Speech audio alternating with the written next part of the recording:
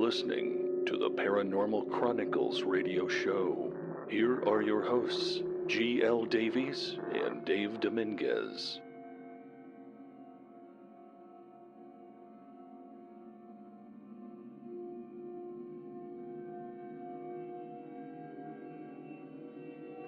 Good evening, creatures, and welcome to a new episode of TPCN, the Paranormal Chronicles Network. I am L Davies, founder of theparanormalchronicles.com and author of the best-selling A Most Haunted House. Now, normally I am joined by my wonderful partner in crime, Dave Dominguez, but he is currently on assignment in El Paso, Texas, investigating some very peculiar goings-on. Now, Dave will be back soon, and if you miss him, then please check out his Event Horizon radio show, which is here on TPCN on YouTube, where he speaks to Claire Elliott of the Claire Witch Files on EVPs, ghost hunting, ghosts, and all things paranormal. Now, if you haven't subscribed yet, please do. We have lots of original content planned. Plus, check out the archive, where we have shows on Bigfoot, Top 10 Ghosts, and my personal favourite, where me and Ashley Shannon investigate cult horror movies in Hell Flicks, where we look at the terrible films produced around the subject of Bigfoot and werewolves. Now, tonight we have an amazing show for you. This really is a treat. We have found 13 of the best paranormal personalities to give you their very own personal creepy experiences. These are skeptics, these are bloggers, authors, investigators, and paranormal enthusiasts, and they are going to chill you. So without further ado, enjoy 13 chilling tales. Ho ha ha ha ha.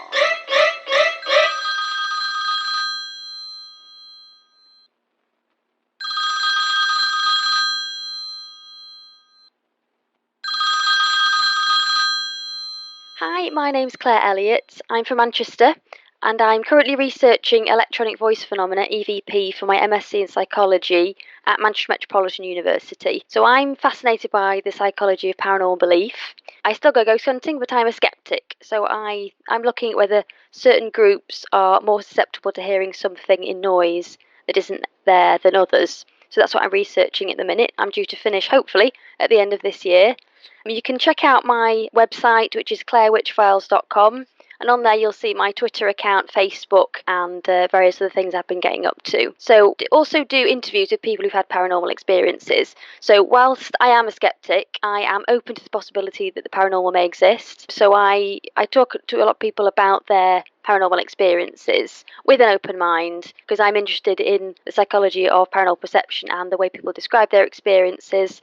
And I have had my own paranormal experience, so I know these things can happen.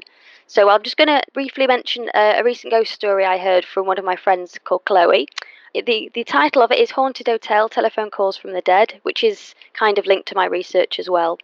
So her and her husband-to-be were getting married, and they had booked 2 nights in a hotel. Now, she spent the first night in the hotel on her own, obviously because it was before the wedding. And about 5 to 12 midnight, she woke up with a very odd feeling. And as soon as she woke up, the telephone rang. And on the phone, there was a little boy that was saying, "Mummy, Mummy, I'm lost. I don't know where I am." And he kept saying this several times. And Chloe was obviously quite upset and said, "Are you okay? Where are you? Whereabouts? Are you in the hotel? Stay where you are and I'll come and get you." But the message was quite repetitive, so it just kept saying over and over again that message. And then the line went dead. So she ran down to the reception and said, I think there's a boy lost in the hotel. Can you come, can you help me out? And they were quite dismissive of this. She wasn't sure why. And they said, "Oh, just ignore it." So she was insistent, there's a child in trouble here. We need to investigate what's happening. And eventually they said, "Ignore it. It's the ghost. Forget about it." So obviously a bit perplexed, she went back to her room. And the next day she went on, Facebook and had a look at the information online. And she found out afterwards that the actual hotel itself used to be a priest school. And in Ireland, if families couldn't afford to look after their children, they were often sent away to become priests. And in the back garden of this hotel, there were 6 graves. And apparently, because these children were sent away from their families, the records weren't always kept.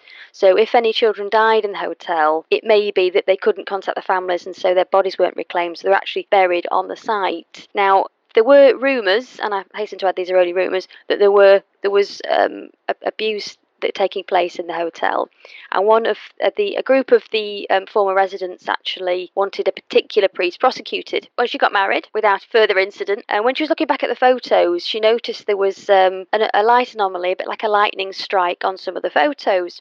And when she investigated further, there were pictures of this particular priest at the time when he was doing mass, and there was a very similar lightning strike on those photos as well, which obviously she thought was very spooky. She also found out on a TripAdvisor, a previous post a few years previously, another woman had stayed in that room and had a very similar experience. And apparently now the room that she stayed in is no longer available to book. So even though she's tried to book it several times and well in advance, she can't actually book that room. She hasn't been able to book that room again to see if it would happen again. So it does sort of add credibility to the fact that this room and hotel might be haunted, particularly as they didn't want it to be publicised. They didn't want to advertise it like a lot of places would do. So I thought that was quite an interesting story. I don't know if I'll necessarily be staying there anytime soon.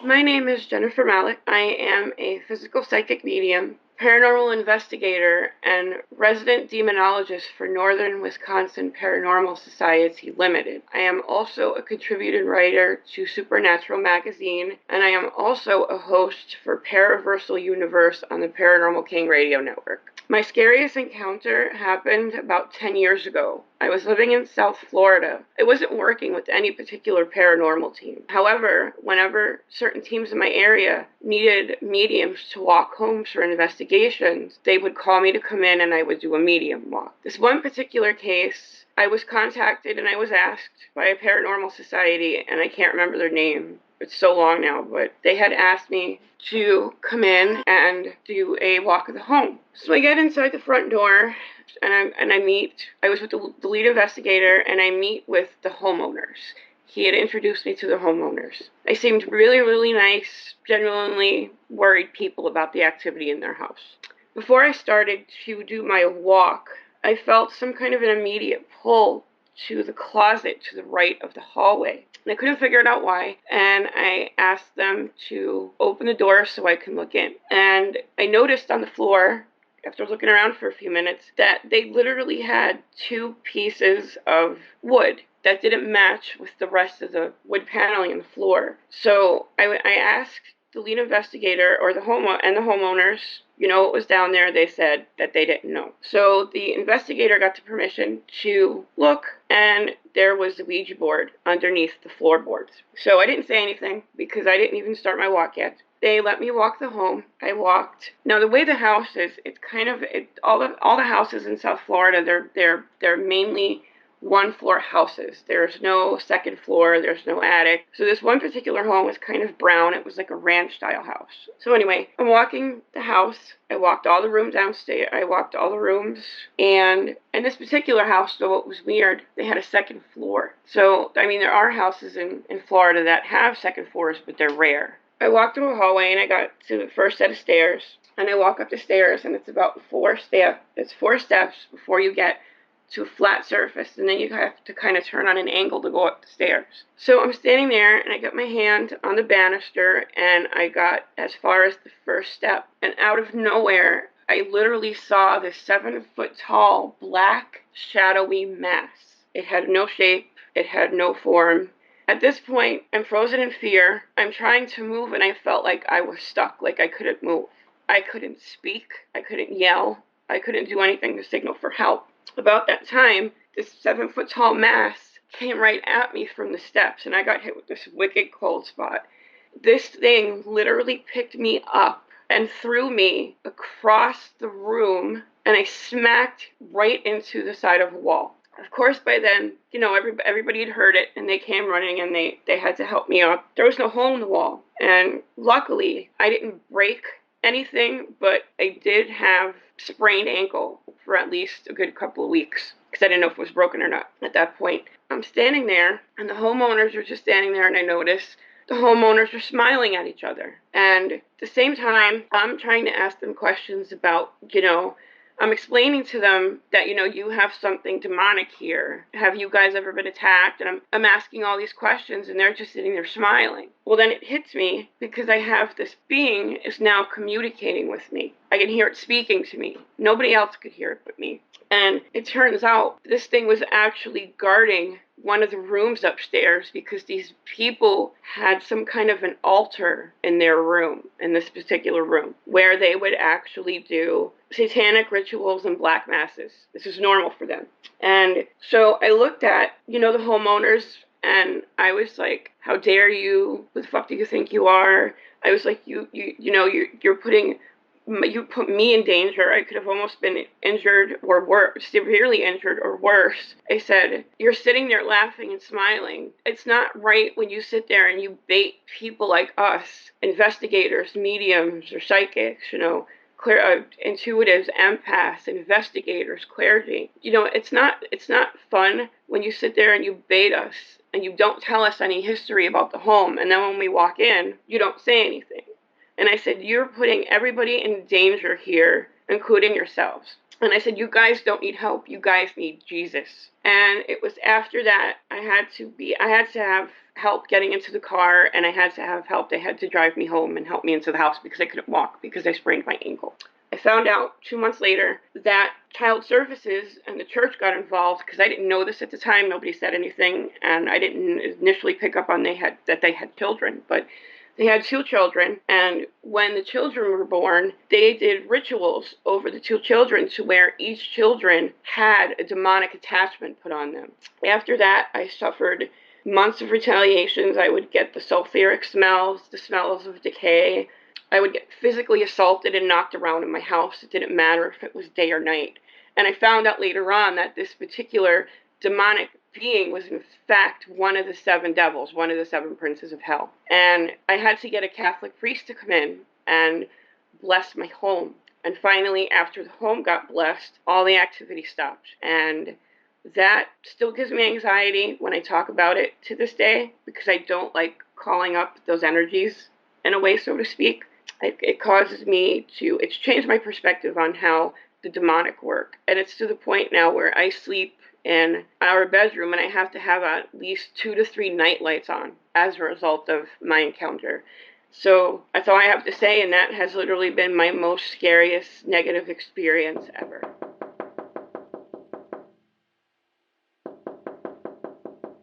My name is Ashley Shannon. I am a writer, reviewer, blogger. I run They Made Me Do It movie blog site, and I write short stories, screenplays, all things to do with horror and sci-fi. I'm going to tell you a scary story that happened to me many years ago. It was 2010, and I was living in Swansea at the time with my partner. She had been away for a couple of days, and as I would usually do, I watched a load of horror films to pass the time, and I chose to watch Paranormal Activity film, the first one, for the first time on my own in my flat with all the lights out, which is scary enough as it is if you've seen that film. So I watched it and it scared the hell out of me, and I had to turn all the lights on and put on something that wasn't horror on the telly, and something that was funny. It basically, got over it and went to bed. And then the next day, my partner at the time came back from being away, and I said, "Oh, you've got to watch this horror film. It's amazing. It's scary, and it's very real, found footage kind of horror film." So we put it on the telly in the living room, and she was definitely scared. I was scared again, slightly less so, but still scared. And then after the film had finished, she said, "Oh, I'm just gonna go to the toilet. Hope nothing gets me while I'm in there." That kind of nervous joking. And then so she went into the toilet. And when she came back out, I was staring at the window behind the TV. She started staring at it too, and we both saw a handprint on the window that had been formed by the condensation around it. But the handprint was really quite long, quite elongated, and the fingers were elongated as well, and it looked really, really creepy and scary, like something that would happen in the film itself. So straight away she looks at me and says, you dick, what have you done? Why have you done this? I said, I swear to God, I did not do that. I didn't put my hand there. No one has put their hand there. The TV was in front of the window, so no one would have any reason to lean over and put their hand on that window. No one would do that. She didn't believe me at all. Thought I was trying to wind her up, give her an extra scare after the film. And I swore to her again, it wasn't me. This handprint has been formed through no interference of my own, and I assume through no interference of you either. She didn't talk to me for the rest of the night. She went to bed. I'm just left up on my own, scared out of my wits at this mysterious handprint on the window. But, I try and rationalise it. Just think, well, someone must have put their hand there at some point in the last few days. Then obviously we didn't notice it until the condensation had formed around it. It's just one of those things. So I get up to go and wipe the handprint off, and it's on the outside of the window. And this is a flat on the top floor, about 6th or 7th floor of a block of flats. Nothing outside the window, no balconies, no way anyone would have been able to put a hand on the outside of the window. And then I went to bed as well. But to this day, neither of us know how that handprint got there. I didn't tell her that it was on the outside. She still doesn't know. And yeah, we've never figured out what it was. So if you know, maybe you can tell me and write in and let me know. But I've got no idea what it was. But it certainly made paranormal activity about 10 times scarier than it.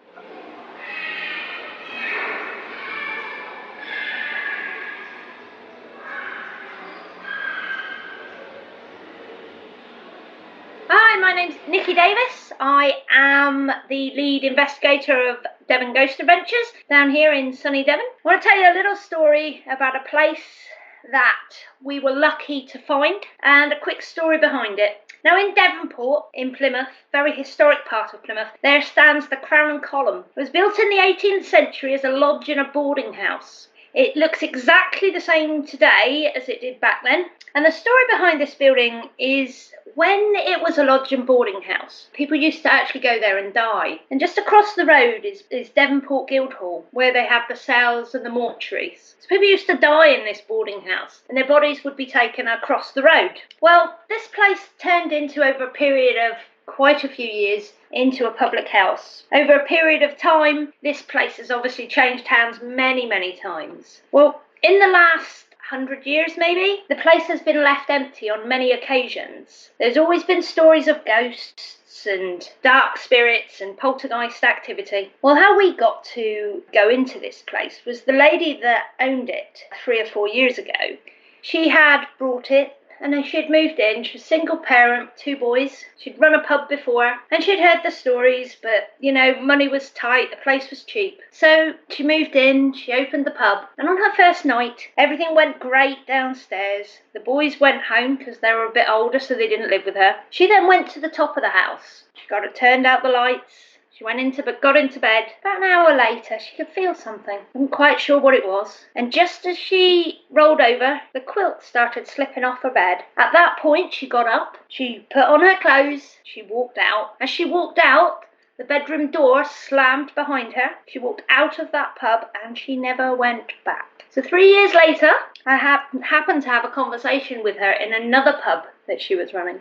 And she gave me the keys. And I went in, and everything was exactly as it was when she left. So we started doing investigations there. And then delving into the history, the landlady prior to her had experienced some sort of sexual thing, if you like, getting in bed with her.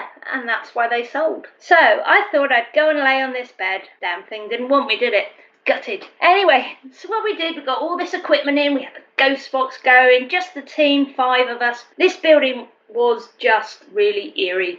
So we're stood there, and then got the green lights going, everything's all happening. And all of a sudden we have the obelisk, the ghost box, and it all went, fuck off, get out, and something came flying out of this bedroom. Next minute I've turned around and my whole team have disappeared. And I was stood there on my own, and I thought, okay, this isn't great. The ghost box is still swearing at me. It is Devonport.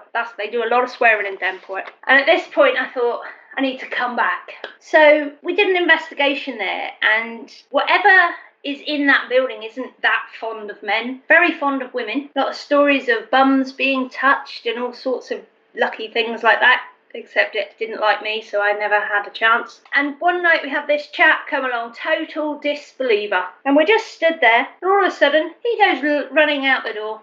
And I just managed to catch up with him. He says to me, I saw an 8-foot black figure. I'm never coming back in. And we haven't heard from him since. So the pub went back on the market to be sold. And because of the history of the place with this so-called sexual predator of a spirit, nobody brought it. So it still lays empty today, and no one will open it back up.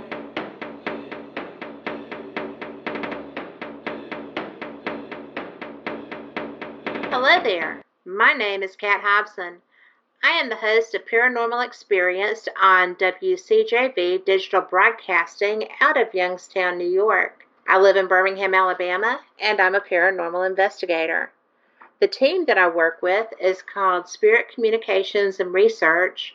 We're all located in the Metro Birmingham area, and Scare Investigations is fairly old. We've worked together for several years. We host, on occasion, some fundraising events, and one of those took place at Kaimulga Grist Mill, which is outside of our area. We had several people join us, and we had done the normal go into the mill, listen, do EVP sessions. The experiences picked up a little bit after we explained that we're there for this, we're not trying to do anything and get people out, and that was okay. So towards the end of the evening, the investigation moved outdoor. It was cold. It was damp because we were by a river, but it was lovely. It was one of those things that, they have a beautiful covered bridge and then a path down to the river, and no places really that people lived because it was very, very rural. We've got about 20 people outside. We're listening, we're doing EVP sessions, we are doing live listening with voice recorders with the headphones. Everything seems normal, and you heard someone scream, and it was a piercing scream. It's the type of scream I would associate with a banshee. I mean, it was a woman being murdered, basically. It was horrid. And we do have wildcats here in our area, and that was really the first thing that came to mind. And then I realized that not everyone had heard that. We had a couple of sensitives there. I am one. And we heard it, and everybody else was very complacent. We just kind of looked at each other, and the gentleman with me decided that it was time to go. So he starts trying to head back up toward the covered bridge and back up towards the mill itself, and nobody realizes what's going on. I'm sitting there, people start shining their flashlights into the woods when they realize he's concerned, and all of a sudden there was a presence that you could feel that realized we were there. One of the people who was live listening heard drums being played, Native American drums. There's several Native tribes in this area. We have the Cherokee, we have the Porch Creek Indians. The area that we were in was more than likely Cherokee. There have been a lot of Indian wars. There have been a lot of battles from the Civil War. There's been all kinds of bloodshed on our land. The drums continued to beat. It was terrifying, actually, because you could feel the energy moving toward us through the woods. And it was coming quickly but stealthily. You could just feel that they were angry because there was someone there. They didn't know who we were, so they were investigating us while we were trying to figure out what was going to happen to us. It was so intense that I, the fierce paranormal investigator with years of experience, knows no fear, been in the woods forever, been in much more frightening places in my paranormal career, stepped behind one of my fellow investigators as though he could help me. It was probably the funniest thing that's happened to me in my paranormal career, as well as being the scariest, because I could feel where they were. I knew where they were. We had a fluorimeter and the thermal imaging. My coworker was trying to find where they were, and I just took her hand and I turned it and I said, "There's one there and there's one there." And she found them, and she got the images caught on the memory card. At that point, people were trying to go into the woods to interact, and I didn't feel that was a good idea because we were becoming surrounded, and we had all these guests who were our responsibility to make sure that they were safe, that it wasn't a negative experience. it was disconcerting because I wasn't real sure there wasn't going to be a negative experience. And I have to tell you that having all those people was a great thing, actually, because it gave focus and I could concentrate on shielding them and kind of getting them up to the bridge and back up under the guise of getting some cocoa. Yeah. And the spirits followed us back up to our vehicles. It was probably the most intense paranormal experience I've ever had. I know that it was the closest to being actually frightened that I have been in any investigation that I've participated in. And I'm going back because I want to see what they wanted. But I didn't want to do that with people that were not experienced. And that's why my show is called Paranormal Experienced, because it's all about the stories and what happens. Y'all come join me. Shh. Hello, my name is Luke Swain, and I'm the author of A Brighton Tale, which is available on Amazon. This is my story of a paranormal encounter. A couple of years ago, I was working as a waking night for a local care company. I've worked in various different houses, which I really enjoyed.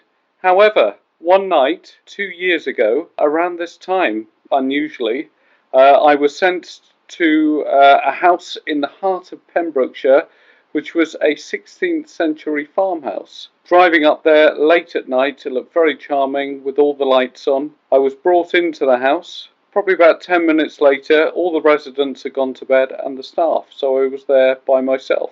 I was told to sit up on the landing all night, and at that time I was undertaking college work. So I sat there tapping away on my computer. About an hour later, I decided to have a break. Opening a packet of crisps, rustling, suddenly I could hear this noise, which was a loud shushing noise in my ear. I looked around, couldn't see anybody. All the bedrooms were closed. I just had this eerie chill about me, sweating profusely. And then suddenly I felt like I was sitting next to an open window.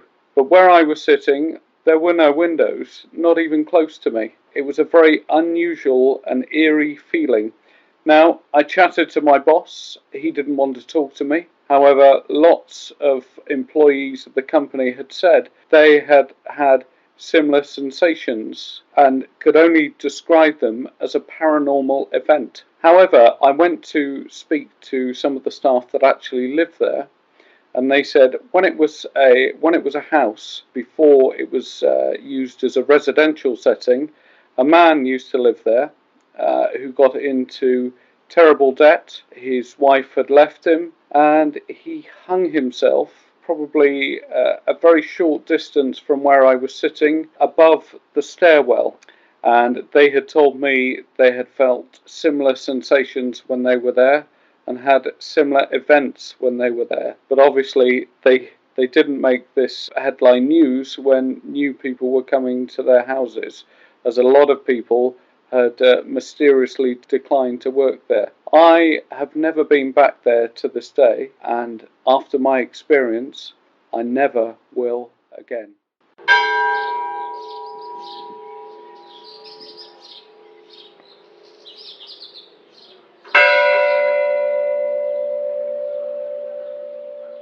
Okay, well, my name is Christina Horrocks. My friends call me Chris. I am in Orem, Utah, but I'm from a small town called Duchesne, Utah. I am what's called a clairvoyant medium. I hear and speak with people that have passed away. I normally don't see them as I would see somebody standing next to me. I see them as a picture or a still image in my mind, and I hear and feel them. So I've been asked to tell my favorite ghost story, even though I'm not sure I like the word ghost. My favorite, I think, was when I had a friend of mine, Ronnie, pass away. It was probably the most intense, but also my favorite, for the fact that when Ronnie passed away, it was the first time I really had an opportunity to engage family through the spirit or the ghost. Ronnie didn't handle dying very well. He he didn't handle dying very well. And he was in denial that he had passed away. And he couldn't believe that that was the end of his life. He couldn't believe that it was over, because it happened so tragically. It happened before he knew it. Most times when people pass away, as I've told you before, it takes about 3 days for them to completely pass over. It took Ronnie probably 2 weeks because he was in denial, and because it was so tragic, people wouldn't let him go. One of the other reasons why it was my favorite is because that was the first time I was able to see on the other side through the perspective of the ghost. Ronnie allowed me to see what he saw from the other side. Just really quickly, I'll give you this story at the funeral. He said, I want you to imagine that everybody in this room is talking to each other, but you can hear each individual person as though they're standing next to you. Whereas somebody who's living wouldn't be able to hear somebody clear across the room. And he said, when you're on the other side, you can hear clear conversations everywhere. He also told me that everything was like pixelated. Everything was super bright colors, like colors had colors. It was a great way for me to get a perspective of what he was going through and what he was witnessing. And he allowed me to witness it through him. So that was probably my top favorite. I was also able to help his mother adjust, forgive the man who caused Ronnie's death. I was able to tell her how he died before the police told her. I was able to tell her that he didn't suffer, what he went through upon impact. I was able to walk his mother through that and help her with the healing process. So that's my favorite ghost story. You are listening to the Paranormal Chronicles Network. Please remember to subscribe so you never miss an episode. Visit theparanormalchronicles.com for paranormal news, reports, pictures, audio, and video content. Find us on Facebook at The Paranormal Chronicles. Together, we explore the unknown. Do you believe in ghosts? A Most Haunted House is the true best-selling paranormal account that has chilled the world. Available on Kindle, on Audible, and in paperbook. Dare you read? Dare you step inside a most haunted house?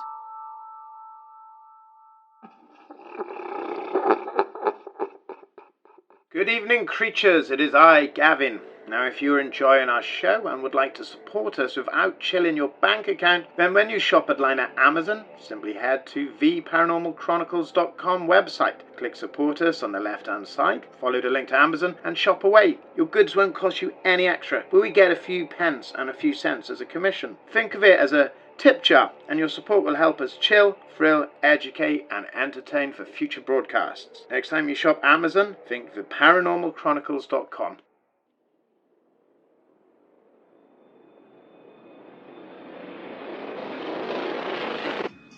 The Paranormal Chronicles.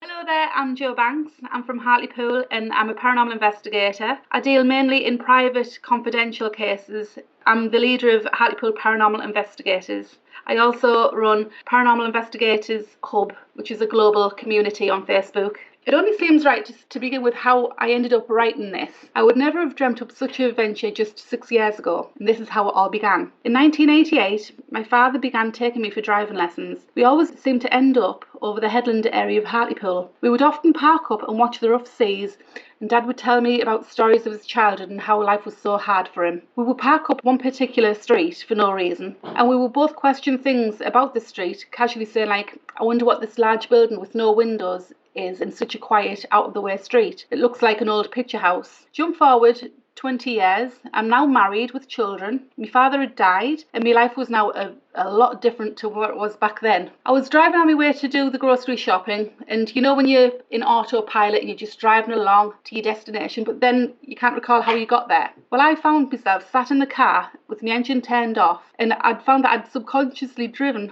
to the parking space where my dad and I would park when I was learning to drive, and it hadn't changed at all that time that I'd been away. As I was in no hurry to get the shopping done, and it was quite a nice day anyway, I decided to get out my car and reminisce a little bit. So I was looking up to this white stone building and I noticed a symbol at the top of it. It was one of those Masonic Lodge symbols that you see. Not at all what I presumed that was an old picture house, a cinema. Opposite was a gated, pretty communal garden. A gentleman came out of the gardens and acknowledged me. Nice friendly bloke, very friendly people over there. I said how I had never once seen that Masonic Lodge building before and I've never seen it open.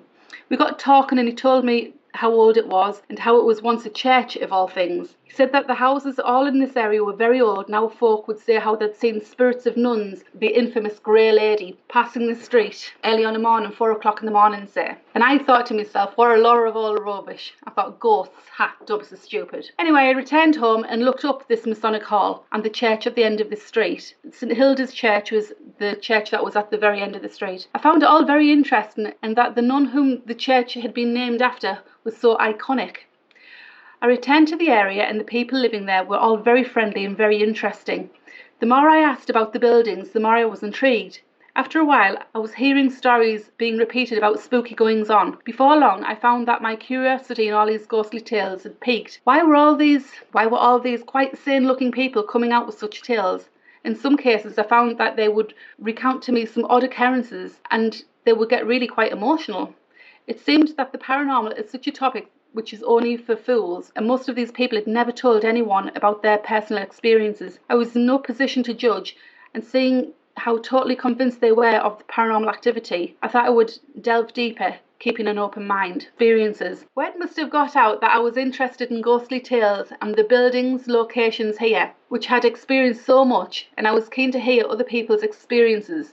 This is where things seemed to escalate quite quickly. It was a Friday morning when I picked the phone up to an old lady, saying she had heard about me being interested in strange goings on. Where had she got my number? I don't know. Unfortunately, I was on my way out to take the kids to school on the morning and I was unable to chat. We quickly agreed that I would pop over to see her on the Monday morning once I had taken my children to school, because this was the Friday. I was pleasantly surprised to find her house was in the exact same street my dad and I used to park up when he was teaching me how to drive. I knocked at the door. Looking through the Flemish glass, I could see her small frame going from one side to the other, and I presumed she was taking, say, a cup into the kitchen. Still no answer. I tapped on the window, and after a while I decided to just leave a note through the door saying to call me. A week passed and she hadn't called. I hadn't saved her phone number, so decided to just go over there again, hoping that she was home. Again, there was no answer. A neighbour was painting his door frame, so I went over and asked if he had seen her around. He told me that she had died over the weekend after she had spoken to me on that Friday, which is a bit like, oh, you are joking? I said I had been there on the Monday and seen her passing the hallway. He said you couldn't have seen her because she'd already died. A few weeks passed and I got a message via Facebook from a lady called Maureen from South Africa. She'd heard about my interest in spooky stories from over the headland. Maureen rang me because she said it was easier than texting, and this is what she said to me. I had lived in a house over Old Hartlepool in the 1950s. I lived there with my mother, father and sister. We hadn't stayed long over there as there was a horrible feeling about the house. The house was haunted. My sister and I shared a bedroom, but we got no sleep. We would lie there and the door would slowly creak. We would both stare at each other thinking, is it a draft? But then it would go all away, close and click shut. You could see the wooden doorknob turning. She said it was so cold in there that ice would form on the inside of the windows and we would scratch our names on it. Sometimes we would hear something like a nail being tapped on the window pane, but there was no one there. Our Scotty dog would never go upstairs. It would moan down at the bottom step looking up. Things got worse. I would wake up with the feeling that someone was sitting on my feet and on my legs. I would sit up and you could actually see the imprint of the blankets as if someone was actually sitting there. My mum was sick of us screaming the place down.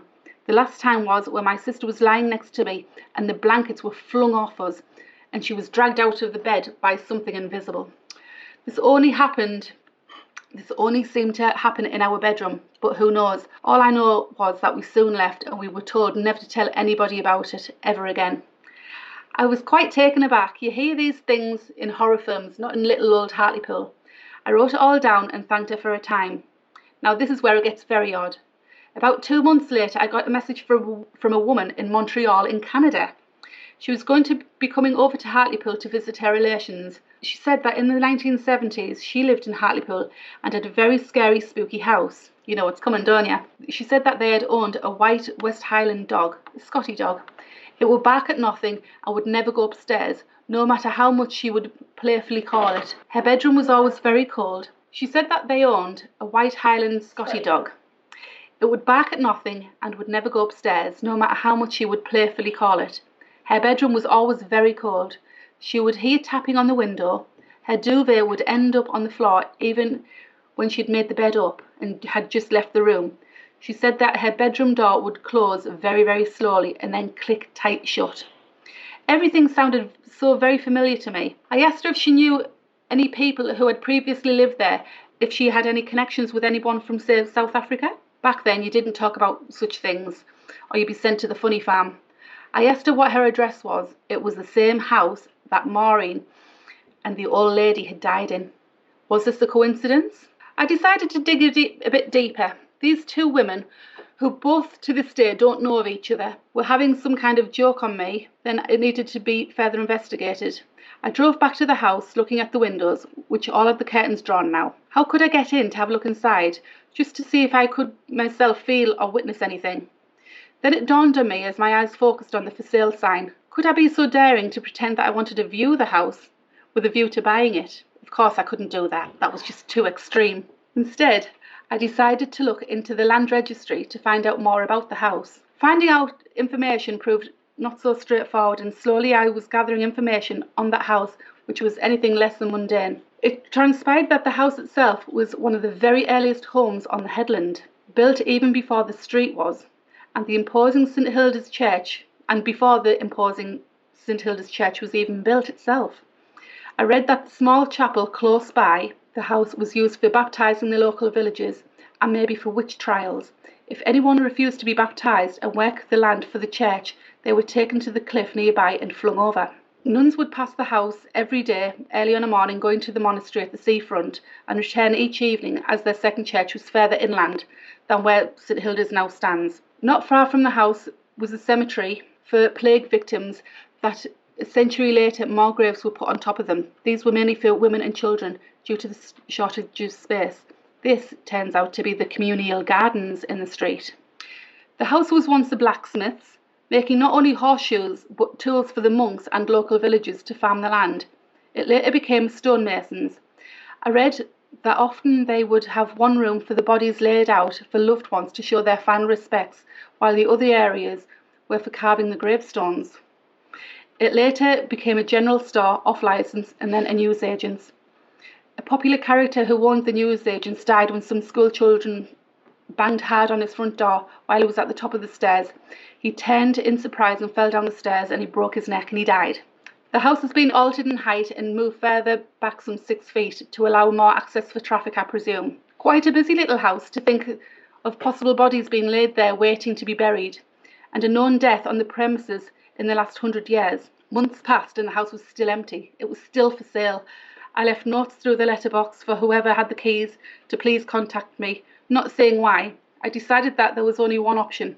I would have to go to the estate agents and ask for a viewing. I took a deep breath and confidently walked into the estate agents. An assistant smiled up from her desk. I asked if the house was available for viewing. She looked on the computer and said, "Oh, I'm sorry, it's only just been sold this morning." My heart hit the floor. I didn't know what to say. I sat there and I just stared. She said, "Are you okay?" I said, "I just really wanted to see the house." I replied, not knowing what to do. "It's been empty for such a long time as well," she said sympathetically. I thought, okay, I'll lay my cards on the table. I've been trying to get in that house for a long time. I've heard so much about odd goings on in there. I've looked into the history and that it was once even a morgue. So she said to me, "So you're like a ghost hunter?" She says, "Just wait there a minute," she said, and she stood up and went out to the back. She came back with a male colleague. "Tell her about the house that you went to measure up, the one that sold over the headland. She's a ghost hunter." I butted in. I said, "Well, I'm not a ghost hunter. I'm just very curious about the stories that I've heard and wanted to go in to see what I could feel or sense or anything, really." He brought a chair over and leaned in. It looked all very cloak and dagger. He said, "I've been doing this job for a good 20 years. The morning I went over there to get the measurements and that, I was as right as rain. I went over, opened it, and immediately felt bad. I tried to push it to one side and carry on, but I felt sweaty, breathless, like I was being watched. I went upstairs and I just had to stop in my tracks. I could have sworn there was somebody up there. I even shouted up. I was taking big breaths and I just had to leave or I would have been sick on the stairs. I pretty much ran out of that place, if I'm honest. I rang work up when I was outside on the pavement and I said, look, I'm going to go straight home. I'm just feeling too bad. Not once have I been ill all the time I've been working here. I explained about speaking to the person in South Africa and the Canadian woman, and how they'd pretty much had the exact same experiences from that very same address. The lady estate agent said that she had taken a man round the house. She said that her herself felt very uneasy and was glad to get out. Maybe she was just saying that. Then again, maybe it was the truth. Either way, I said it would be best if we all just keep quiet about it and hopefully the new owners will have no problems. I have been past the house many times. It's still empty with no signs of life. Once the new people have settled in, say in a year or so, then I will casually pop around asking if they'd heard of any paranormal activity in the area. All this activity in such one small area, and people just go around their lives unaware of such very interesting events. To be continued. Hello everyone, I'm Kevin Malik. I am a ufologist and a paranormal historian with the Northern Wisconsin Paranormal Society Limited. I'm also a writer for Supernatural Magazine and host of Paraversal Universe on the Paranormal King Radio Network. What I'm going to do is share my scariest, creepiest paranormal experience I've had. This had happened in my early 20s before I founded the NWPS. But this was one of the catalysts that geared me in that direction. So it was a summer night, and I was sleeping on a couch. This was actually where I'm at. The house is built in a hill. So even though I'm in the basement, I have this huge picture window in front of me, and I can see the night sky, and the couch is right up against this picture window. So when you're lying down, you look to your right, and you can see outside, good view, everything. So anyways, I'm sleeping, and just like that, all of a sudden, I open my eyes from a deep sleep, and I turn my head right towards the sky, and I see this oval thing, orange oval, flying back and forth. And the way it was flying, it looked like it was searching for something, like a grid pattern. It was really low, and it was really quick. And, of course, this had brought me right out of a deep sleep, like my sixth sense, like, you're in danger, wake up. As this is going on, the window is open. And I can hear the neighbor's dog, which at first was barking, and then it started whining. Right as it started whining, there's an aviary upstairs from where I'm sleeping, where birds are bred, like parakeets and cockatiels and that kind of thing. And in this room, there's like 50 of them in cages. They have this thing where it's called night fright, where something scares them and they start flapping their wings and beating their wings. And they can break their wings and stuff doing this. It's really loud, and bird breeders don't want this. But anyways, so this had happened. All three of these things had happened just all in the same moment. My instincts told me, Kevin, you're in danger. Get up and hide. That's what I did. I got up and I went and I crouched behind a couch. And here I'm an adult in my early 20s already. So this is really unusual. Something's wrong, and I'm getting verification because I woke up, because I can hear the animals and how they're reacting to this. There's something out there, and it's looking for something. If it knows that I can see it, it can do anything it wants to me, and there's nothing I can do about it. I don't know if that was a craft I saw or an entity. It was just a fuzzy oval shape. So anyways, I hid behind the chair for probably like 2 or 3 minutes. After the bird stopped and I couldn't hear the dog anymore, I got from behind the chair and I went to the window and looked, and sure enough, the thing was not there anymore. It was flying around. First one way, it would go from like east to west, and then it would come from like northwest to southeast, and then come from north to south, and it was just the way it was gridding back and forth, kind of like it was looking for something. I didn't know if it was looking for me, but whatever it was looking for something, and it had woken me out of a sleep, and it scared the hell out of a dog, and it had caused night fright in this bird room. And I'll never forget that experience, ever. That, to me, at that moment, I felt vulnerable, scared, naked, and I felt, again, if that wanted to do anything it wanted to me, it could have, and I could not have stopped it. That's my most creepiest paranormal experience.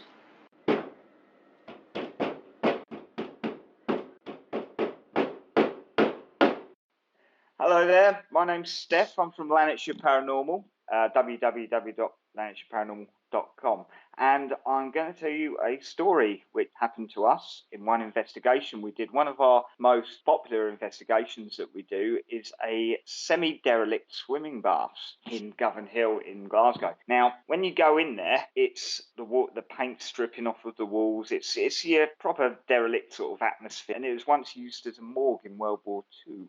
So I'm going to tell you a story about something which happened to us. It was actually after the investigation when we were taking the cameras and all the sound equipment down, sadly, as always is. And we were down into what's called the steamy area, okay?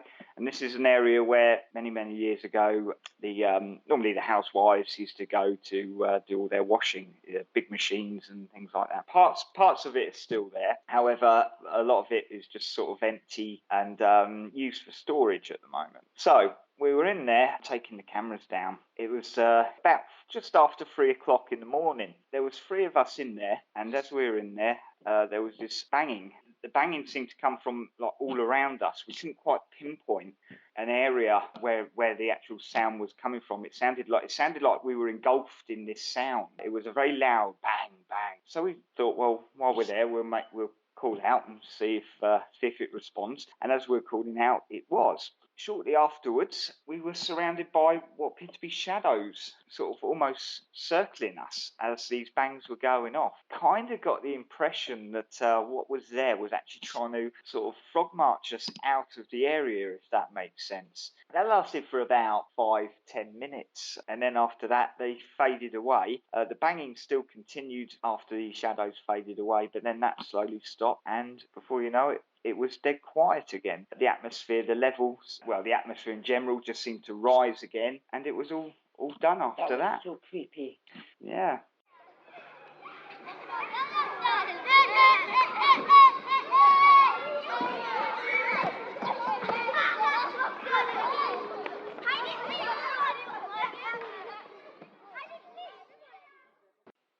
Hi, I'm Elaine Kelly, based in the northeast of England in County Durham. I lead a team of investigators called Spectre Detectors. We try our very best to bring evidence via camcorder, CCTV, voice recorder, that kind of thing. But we do work very closely with mediums. We're very lucky like that. We have about 10 mediums join us on each investigation. We have our own website. It's www.spectre-detectors.co.uk, and we have our own Facebook page, Spectre Detectors. My creepiest story only happened a few weeks ago.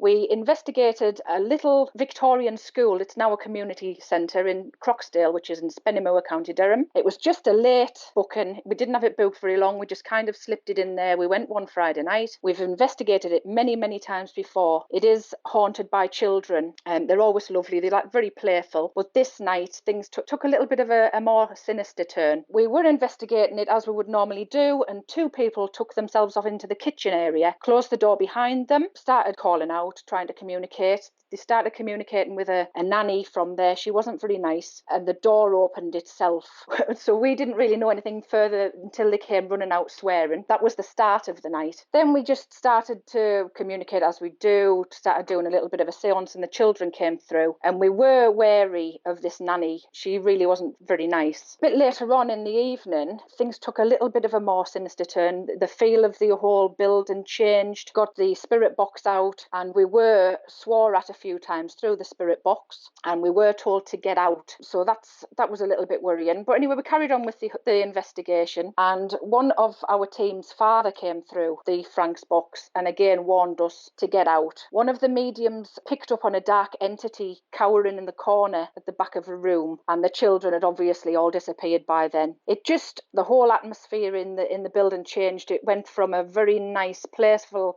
energy to something a little bit more creepier. People were starting to get a little bit freaked out, which doesn't happen very often because, like I say, we work with mediums. They were picking up not very nice things. So we decided we needed to change the energy back. So we decided to play nursery rhymes and that kind of thing. Try to lift the energy, try to lift the vibration a little bit. The dark entity did go, but we were finding that people were a little bit freaked out. One poor lady, it was a first investigation, she cried because the spirit had drawn that close to her. She was crying and she didn't know why she was crying. Anyway, we decided decided to, like I say, play the nursery rhymes. We got the whole feel of the night. It did lift the vibration a little bit.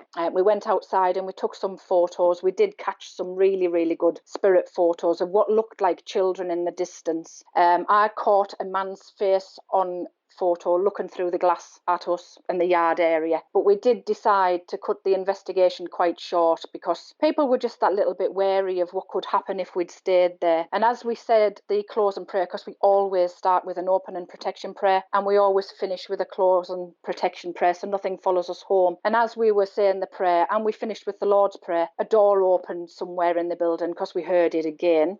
So we finished the evening, we were taking all of the cameras and everything down, and we noticed that the kitchen door had in fact opened again.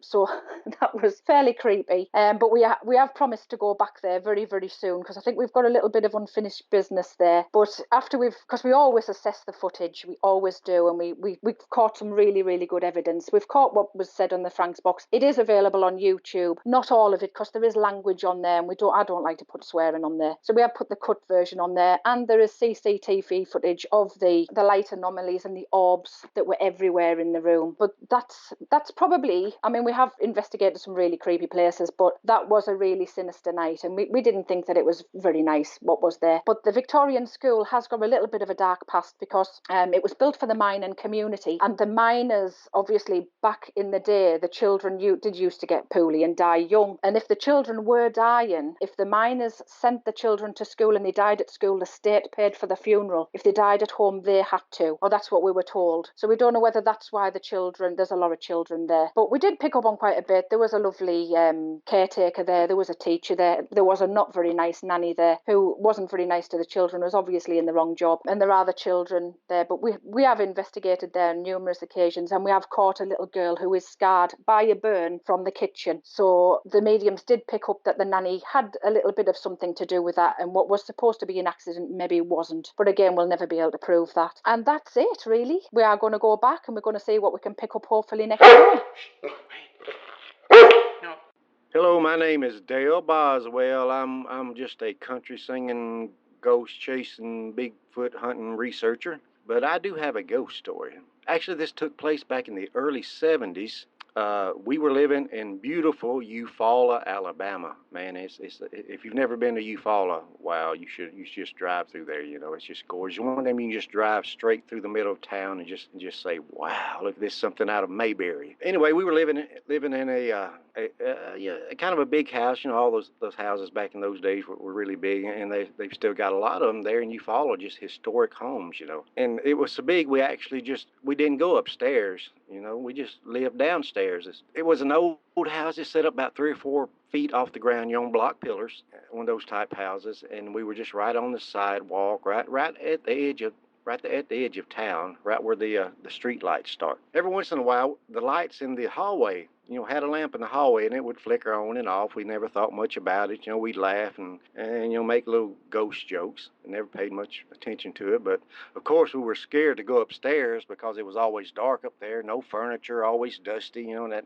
it did have a bathroom up there too. So every once in a while during the daytime, we would go up there and play a little bit. You know, if we had to use the other restroom, but at night, man, we just didn't go up there, you know. One night, and this I guess this is the first time I ever even thought about ghosts or even suspected it as far as a ghost could be even close to me, besides, you know, watching them on TV and cartoons and things. So I was just a kid, like I say, in the early 70s. But my brothers and I and some buddies, we were playing hide and go seek out in the yard. You know, it was about this time of year. It was just nice outside, you know, and it was getting dark a little early, but you know, it was just beautiful. So I remember we were playing, and like I say, it was just about to get dark. So I went around to the back of the house, and I went up under the house, you know, and like I say, I was just a kid, so I could just kind of stoop a little bit and go under there. You know, I didn't have to crawl like a reptile or anything, but so I stooped back and I went back up in there 3 or 4 feet, I guess it was, and got back behind a couple of pillars, you know, that was holding the house up, so I could just kind of see it. I was in the shadows, basically. So I just kind of waiting for the rest of them to come around there looking for me. So I waited, and come to find I didn't know it, but I guess it just got a little darker than I thought it was, and they went home. My brothers went in the house, so I was there by myself, you know. I thought it was awful quiet, but here's the thing. I remember looking out in front of me, just out of the corner of my eye, then turning my head, and seeing it looked like a white arm, as far as like a lab coat type color white arm with a white hand, was petting a white dog from behind, looked like it was from behind one of those pillars. And of course, I took a double take and crawl. I probably crawled like a reptile coming out from under that house. But anyways, I run in the house and I remember Mama saying that I was white as a ghost when I come in there, and was telling her about it and stuff, And of course, they picked at me, laughed at me, and just made a night of it. Went on about our business. So a couple of weeks later, my dad was working, and he got to telling somebody about what happened, and they said, Mr. Boswell, I know where you live. They said, do you know who used to live in that house? And he said, no sir, I have no idea. He said, actually, and I forgot his name is actually. He said it was a doctor. And Daddy said, yeah. He said, well, that's cool. And Daddy, never did tell him the whole story, what happened. But then Daddy just happened to ask him, said, what kind of doctor was he? And he said, he was a veterinarian. So I thought, oh, wow, to see a white arm and a white hand and petting a white dog, then to find out that a veterinarian used to live in that house and actually passed away in the house. And, I thought that was kind of creepy. But that was my first experience, and I've had a few others through the years, intentionally looking for them, ghost hunting. But that was the first time I ever just, actually looked up and was like, what in the world was that?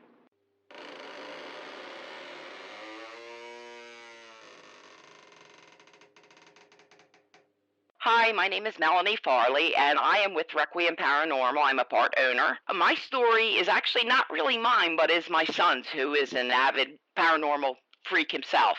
He actually went with his friends down to Batstow, New Jersey, and that's a very haunted area. There's quite a few areas down there there's Clinton Road, I believe that's in Batstow. You have mob hits, victims that are buried in there. You have Bigfoot, you have the Jersey Devil, you have the Devil's Tree. There's so many different things down there. Well, they heard of a haunted house down there that's way out in the middle, it's like kind of like in Blair Witch, if anybody ever saw that. It's out in the middle of nowhere, and it's an old house, probably built in maybe the late 1800s, and supposedly the story goes that a lady had a baby, not with her husband, it was somebody else's baby, and she had a supposed accident. Nobody ever proved what it was. She fell in the steps with the baby, killing herself and the baby. We don't know if she was pushed by her husband, or if she fell, or she deliberately threw herself. But the story goes, my son and his friends were looking for something to do one night, so they decided to take a ride to this house they heard of. They found it way out in the boondocks. I'm talking so far out, they said they were getting scared just getting there. By the time they got there, it was dark. Supposedly what you do, you can hear a baby cry in the house, and you can also see like a person in the window of the second floor. This is what people are looking for when they go. Well, my son was with 5 other friends. His one friend Chris, another friend Logan, and 3 other girls. Well, they go in, they're looking around the house, and they find, they said that the house felt horrible, haunted. My son John said it was so heavy it wasn't even funny. Next thing he knows, the girls are pulling out a Ouija board and 3 candles. He said, you know what, you guys are crazy, I'm out of here, I'm going out the door. My mom told me never mess with anything that you don't understand. So out the door he went, out by the car, he waited, him and actually Logan followed him, because he didn't like it either. About 20 minutes pass, and here come the 3 girls running out the front door, shaking like you wouldn't believe. Johnny said you could see their hair standing up on their arms. They got in the car, they're shaking. They're waiting for Chris to come out, which was his other friend that was still in the house. Actually, when he got up to run, his foot went through the floorboard, the floor actually, because it was such a decrepit house. His foot kind of went through the bottom. So he finally comes out. He gets in the car. He says, we're out of here. Here they heard a baby crying in the next room, and it freaked every one of them out. His friend Chris is not, he's a skeptic. He doesn't believe in any of that kind of stuff. Well, they did actually bring the candles and the Ouija board back with them, because if they get caught down there with anything, it's a major fine. They have park rangers and stuff around, because nobody's supposed to be going in this house. So about a week later, my son John's friend Chris calls him and asks him to come over. He said, listen, I know you're into this paranormal stuff. He goes, I don't know nothing about it. He said, I've been having some really weird things happening around my house. He's been seeing shadow figures out of the corner of his eyes. He's hearing something that sounded like like scurrying on the floor, up the walls, on the ceiling. You know, it's freaking him out. He said, it's like making him crazy. He said, I didn't believe this stuff till this started happening to me. It's been going on for over a week now. He said, so I figured I would call and see what you thought. So, of course, my son John said, look, I told you that you mess with stuff you don't understand, you're going to get something happening to you. You guys messed with a Ouija board. You should have never done it. You probably didn't close it right or something or whatever you did. He said, something probably followed you home. So my son said as he was in the house, at Chris's house, his friend Chris, he said that he could actually, he saw, like a shadow figure in the house. He said you could feel something peering at you. He said it was a horrible feeling in his house. He said he knew something followed him home. And matter of fact, I forgot to even mention the fact that when they were pulling away, my son looked up to the second floor window and saw a shadow figure in the window. And he saw the curtains come over. He saw the shadow figure, and then the curtains went back. I mean, they're all, probably all shredded, curtains and stuff. It's a decrepit house. So, but that's kind of the story. I mean, he freaked out, and kind of like the moral to it all is don't mess with something you don't understand. And everybody says Ouija boards, oh, they're a game. No, they're not. They're by far a game, and it followed my son's friend home. So that's basically my story. I don't know if it was interesting or scary. It scared me when he told me about it. So I hope somebody gets a little, chill.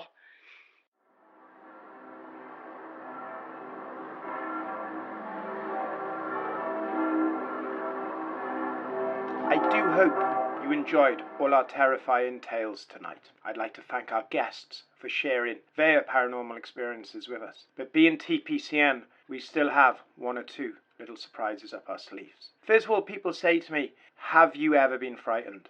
And yes, I have. Now, most people know me. I'm in the middle somewhere. I'm skeptical, but I want to believe. But there was one time in one of the most fantastic locations you could ever imagine. It's called Pembroke Castle, set in the heart of Pembrokeshire, my home county in West Wales. Now, Pembroke Castle has a rich tapestry of history. Kings have been born there, sieges, deceit, murder, betrayal. It's all happened within its walls. It resembles Winterfell from Game of Thrones. Now, one night, about 12 years ago, a local ghost hunting team got access to the castle, and they were charging £40 for members of the public to join. I thought this would be an excellent opportunity to explore the deep and cavernous wonders of this ancient place. Now, to be honest, the group were a bit shoddy.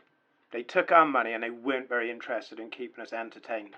There was absolutely no history given to us, and at one stage I caught one of them throwing stones during a seance, which I quickly had a word with them in my own way, if you know what I mean. Now, centred in the centre of the castle is a humongous keep reaching into the sky. Now, inside we conducted a seance.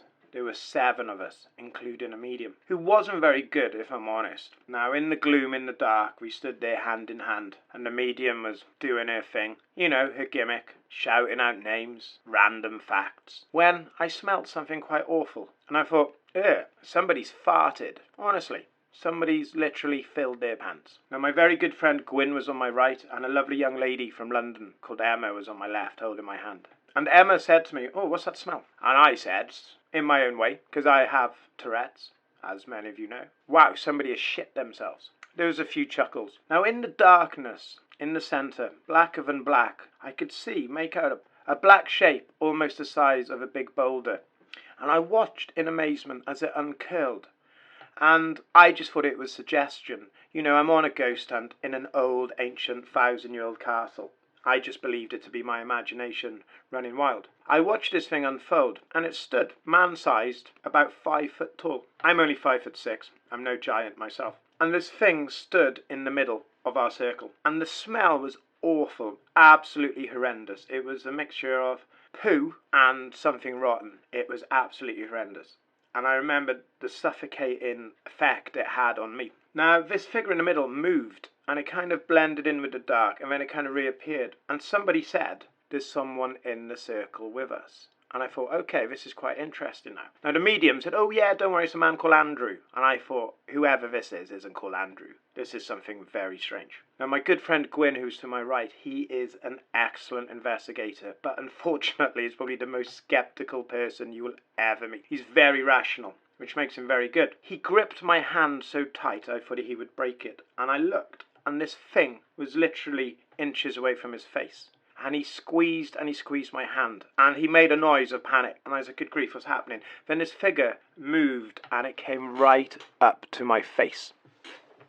Came up to my face, and the smell was absolutely horrendous. However, it wasn't the smell that worried me. It was the feeling I had inside. I felt as if I was powerless. I felt as if there was no tomorrow. I felt as if I was staring into the abyss. And I could only imagine it is how someone at their end of their life, who is taking their own life, feels when there is nothing but despair and depression. And I wanted to scream. I wanted to run. As these thoughts came into my mind, this thing just moved to the person to my left, and Emma on my left squeezed my hand ever so tight and said, there's something here, there's something here. With that, I noticed there was a second black figure, and that too was looking into our faces in the dark. Now the figures were both in unison, moving around the inside of the circle, looking everyone deep into their face, when the young lady next to me just screamed. She just gave out a loud scream, let go, and ran out of the keep. And the medium said, don't break the circle, don't break the circle. And I thought it was a bit too late for that, love. And with that, the smell dissipated. I ran outside. Gwyn followed me, and this poor young lady, she was sat on a ruined wall, crying her eyes out. And all of us witnessed the exact same thing. Now, some of the people who we didn't know who were in the seance were so upset. They started shouting at the medium, asking what had she done? Why had she played such a terrible joke? And in all fairness to her, she was just as bemused as any of us. But at that moment, I realised that the paranormal wasn't all fun and adventure and exploration. It was actually really terrifying. 4 of those people left immediately following the seance, and I have never ever been able to track them down again. And I ask, if you are listening, please get in contact with me, because it was such a worrying event that a lot of people on that night, some very bad things happened to them in life. And I just want to know you're okay. Now, I'm very fortunate that I've been invited back to the castle numerous times. I did a lot of research to find out who were these 2 mysterious 5-foot stinking men, and nothing has ever been found in the records. None of the staff have ever complained. This November I had the whole castle to myself with my team, and we set up cameras, and we did so much experiment and investigation and method into the castle, and nothing happened at all. Whatever happened that night was unique to us. It was terrifying to us, and I pray to God that none of you ever have an encounter with the stinking men of Pembroke Castle. Before I go, I'd just like to thank you all for your support, for the time you spend listening to our shows, for the fact that you like, share and subscribe, and I feel like we're part of a community. But I've really missed Dave tonight. Dave Dominguez is a very good friend of mine. So, I've asked him if he could just record a little story so that we can just tack on to the end. And here it is. So good night and God bless to all of you. Thank you for following us on TPCN, the Paranormal Chronicles Network. Please visit www.theparanormalchronicles.com for lots and lots of articles, shows, audio and video on the paranormal. Please keep subscribing. Please keep watching TPCN. Please find us on Facebook at The Paranormal Chronicles. And without further ado, here's my dear friend from El Paso, Texas, Dave Dominguez, with his chilling story. Good night. Hi, my name's Dave Dominguez, and I'm the host of the Event Horizon, which is on the Paranormal Chronicles Network, and this is my ghost story. Many years ago, when I was a kid, I was probably about 10 years old, we used to go and visit my grandmother for about a week every summer. And she lived, I grew up in Texas, and my grandmother lived in a small town about 4 hours south of Texas into Chihuahua, Mexico. They lived in a little rural town. It was probably about 2,500 people there. They only had one paved main road, and most of the buildings were made out of adobe, and they were plastered over, what have you. My grandmother had a house there that my grandfather built for her. Right behind that house, my cousin Adrian and his family, they lived behind my grandmother. And he was about my age as well, so every summer that we'd go and visit them, I would go and play with my cousin Adrian, and I would always look forward to seeing him, and we'd play baseball, whatever there was to do out there, which wasn't much. So when I was about 10 years old, we drove down there, and with my mom and dad, and all, we went to go see my grandmother, and just as soon as we arrived, I said hello to my grandmother, and I took off. I took off around the block. I guess I took a wrong turn, or I went the wrong way, I don't know. But I ended up down this one street, and I guess it was a couple of blocks away. it was the middle of the afternoon, but there was nobody really on the street. It was pretty quiet. It was a very small town. I remember seeing, it was a dirt road, but they had like sidewalks. I remember seeing these buildings on one side, and on the other side of the street was a big wall, and behind it was an abandoned building. I didn't know what it was at the time, but as I kept walking down the street, far away, I saw these two figures, actually three figures. They were dark. They were wearing like these dark veils, and I assumed that they were ladies that were coming down towards me, down from the end of the block. And as they got closer and closer, I noticed they were wearing like these dark dresses and these dark veils over their heads, and I thought, well, maybe they're going to church. As they got even closer, I noticed, oh gosh, they're short ladies, they're my size, so I thought, well, they couldn't be kids dressed like that. And then as they got really close, they got about 3 feet from me, and they stopped, and they mumbled something, and the only thing I could really get out of it was, what are you doing here? Why are you here? And for whatever reason, it just scared me to death, so I turned around, I ran the other way.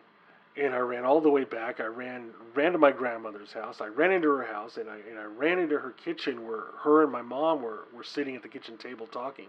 And they asked me, what's wrong? And I was out of breath, and I ran there, and I said, I saw these three ladies. I went to go look for Adrian's house, but I got lost, and I saw these three ladies, and they approached me. They were all dressed in black, and they had veils, and I didn't know. I got scared, and I ran away. They asked me what I was doing there. And they said, oh, yeah, just my grandmother turned around and said, oh, yeah, like nothing. She just said, oh, those are the three nuns. Because the three nuns, he goes, yeah, those are the three nuns that are buried right there, where the old convent used to be. They're buried there on the grounds. And my mom said, oh, yeah, we've seen them all the time around here growing up. Whenever somebody was in trouble or something, they seemed to appear or give somebody a warning for whatever reason. They said, you must have been up to no good or something, because they warned you away from there. And I just looked at them, and to them it just seemed normal as heck. So after that, I didn't go anywhere else without my grandmother or my parents with me. You have been listening to the Paranormal Chronicles Network. Do sleep well.